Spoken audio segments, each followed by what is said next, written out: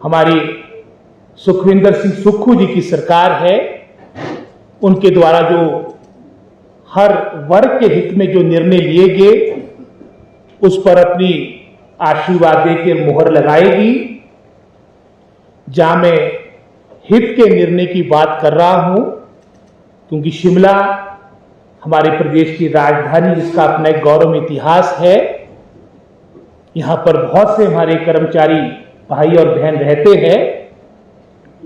जो हमारा ओपीएस का निर्णय था, जो हमारी एक वचनबद्धता चुनाव के दौरान 2022 में जो एक महत्वपूर्ण जो हमने एक कमिटमेंट की थी, उसको लागू करके मैं समझता हूं हमने अपनी मंशा जाहिर की है। और ओपीएस लागू होने के उपरांत लगभग कोई 1000 करोड़ के आसपास अतिरिक्त व्यय प्रतिवर्ष सरकार पे पड़ेगा।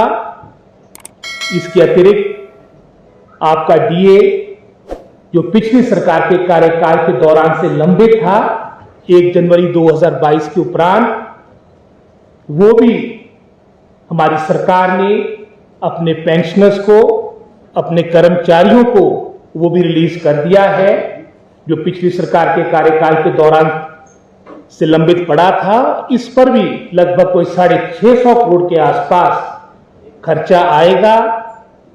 इसी तरह से जहां मैं कर्मचारी वर्ग की बात कर रहा था, लगभग हमारे 5000 कर्मचारियों को रेगुलर किया गया, नियमित किया गया।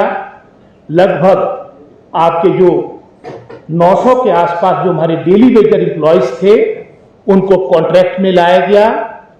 और इसके अतिरिक्त लगभग कोई 2500 के आसपास जिनकी संख्या बनती है, ये जो हमारे पार्ट टाइम एम्प्लॉयज थे, इनको डेली वेजर्स की श्रेणी में लाया गया। कुल मिलाके लगभग ये कोई 8500 के आसपास की संख्या बनती है। चाहे वो कर्मचारियों की बात हो, चाहे वो बागवानों की बात हो, क्योंकि जहां हमारा शिमला प्रदेश की राजधानी है। इसी तरह से मैं देख रहा था अनुराग ठाकुर जी का भी कार्यक्रम हमारे कॉरपोरेशन में भारतीय जनता पार्टी के पक्ष में प्रचार करने के लिए शिमला आए थे। लेकिन जो भी उनकी स्टेटमेंट्स और वक्तव्य थे, वो तो मैं समझता हूं अपनी पार्टी का ही नुकसान कर रहे थे।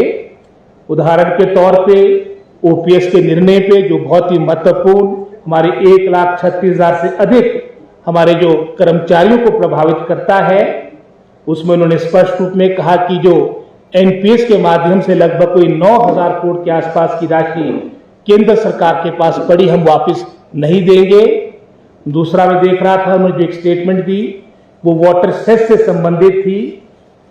वाटर सेस से संबंधित भी जो उनका वक्तव्य आया, उन्होंने एक तरह से इसका विरोध किया। जहां हिमाचल की सरकार अपने आय के साधन को बढ़ाने के लिए हर संभव प्रयास कर रही है, चाहे वो एक्साइज पॉलिसी की बात की, वाटर सेस की बात की।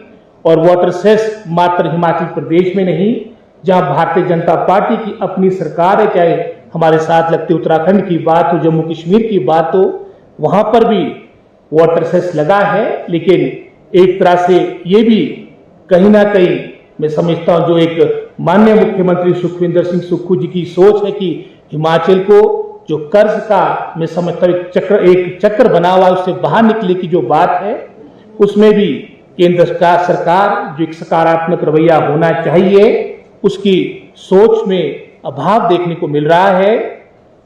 जहां शिमला की बात आती है, ये माननीय मुख्यमंत्री सुखविंदर सिंह सुक्खू जी की कर्म भूमि रहा है।